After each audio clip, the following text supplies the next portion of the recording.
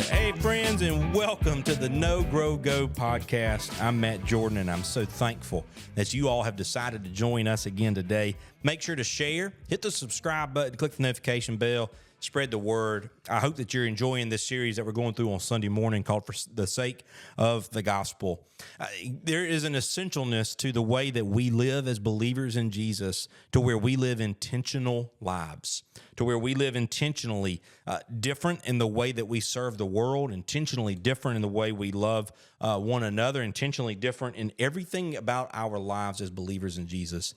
And let me just be the first to say, I am not perfect at it, but I'm working towards it. There's actually a moment a couple weeks ago where I had seen a comment, or a post rather, from Jason Kelce. You know, if you don't know Jason Kelce, he's a former NFL offensive lineman. He played for the Philadelphia Eagles for a while, retired perhaps a little early. You may know his brother Travis Kelce a little more, as he dates Taylor Swift. I'm not a Swiftie, but I am a Kelce, and I'm a fan of them. And so, but there was a clip that came out where some fan had interacted with Jason Kelce in a negative manner, and Kelce took the fan's phone and just smashed it in the ground and reacted extremely negatively, especially for someone of his stature and of his following. And he was on Thursday Night Football, maybe. He was on something anyways. And he said, listen, I just want to apologize because that's not who I want to be.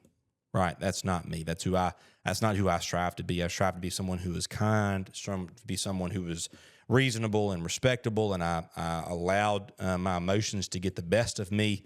And he said, I'm trying to be the person that I want to be each and every week, and I just messed up. And I think that that's essential for the way too that we understand spirituality in our own lives, right? We strive to be those people that partner in the ministry, that partner in the way we transform the world with the good news of Jesus, that find a way to step forward in faithfulness and live out this call to mission. We try to be those people, and sometimes we don't get it right. I think that sometimes we don't get it right in those ways, that we just don't get it,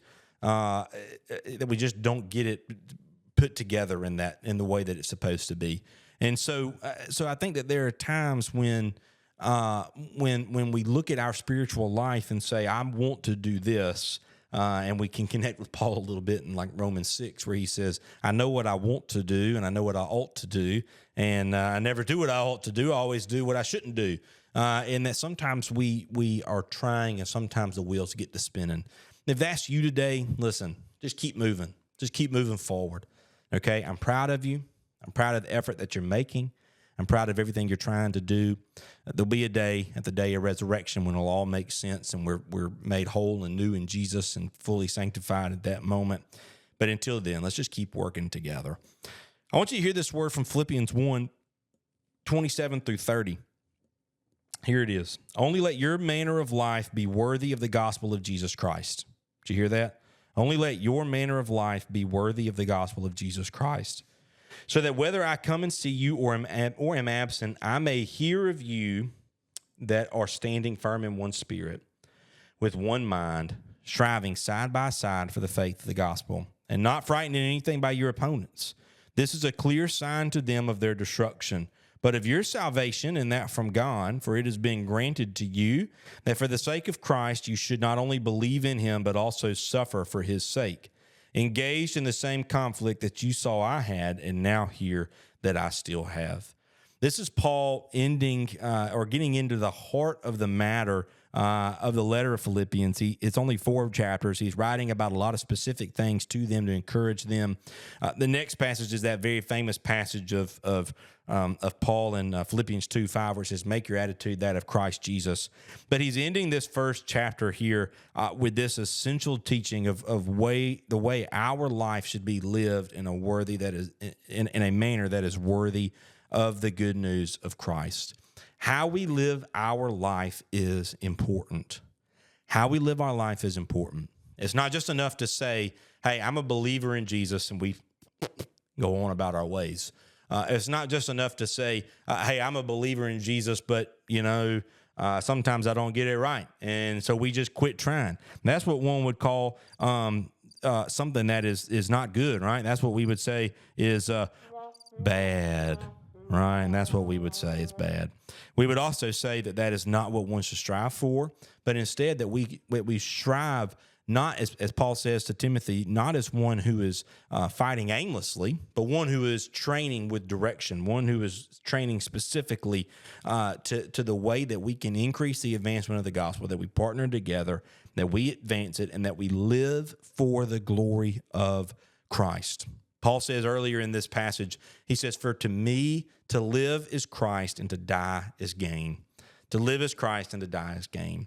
That essentially means for us that until the day of our death, it is for the glory of Christ that we live.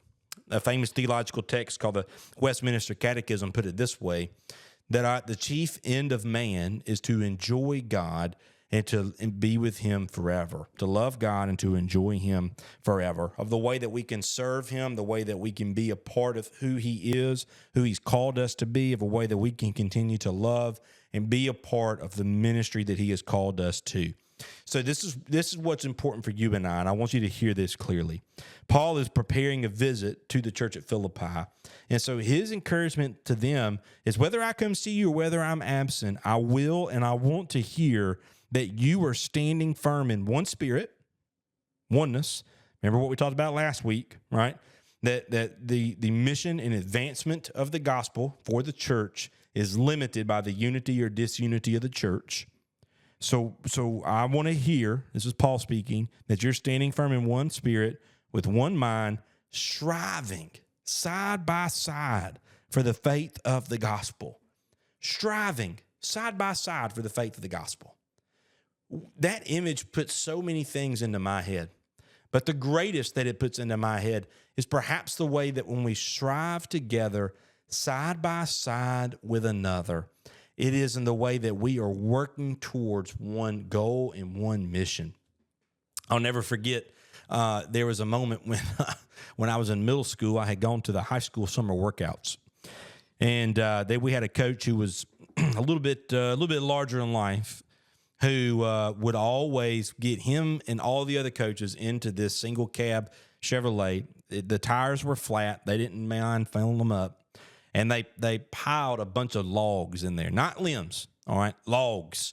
Logs that at their lightest might have weighed 100 pounds, all into the back of the truck. And again, the tires are flat.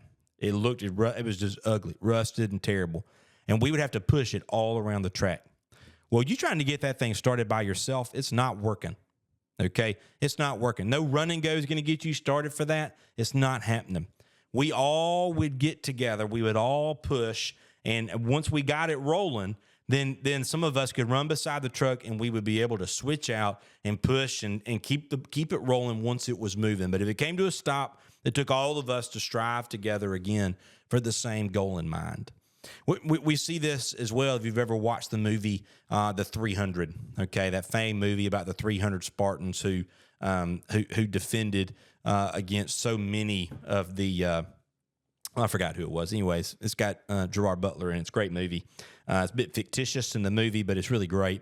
And there's a scene where they are getting ready for battle, and they hear of these Persians. That's who it was. The Persians are coming in, and they're ready to shoot all their arrows, and the arrows will make the sky turn to night and all these types of things. And so what do? They all get together. They all raise their shields. They make this huge bubble. There's not a crack in there at all. All the arrows come and fall down on top of the shields. And what it shows is that, again, they strive together for the same goal. When they step together. When they would fight together. It was almost seamless. One whole unit of multiple people. When we think about our life spiritually, the way that we can strive to live our lives in a manner worthy of Christ, ways that we can strive to be in partner with the gospel, ways that we can do these things is the way that we strive to be of the same mind and spirit is much like that, where we say, we're together and let's take a step in this direction. All right, let's be willing to do this. Let's strive together. Let's attack the problem, not one another, not other churches. Let's attack the problem.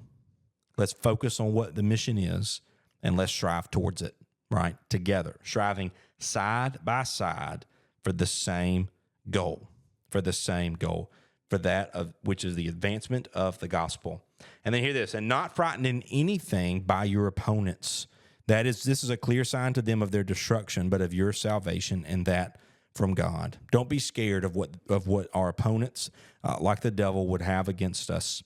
And he says this, for it has been granted to you that for the sake of Christ, you should not only believe in him, but also suffer for his sake.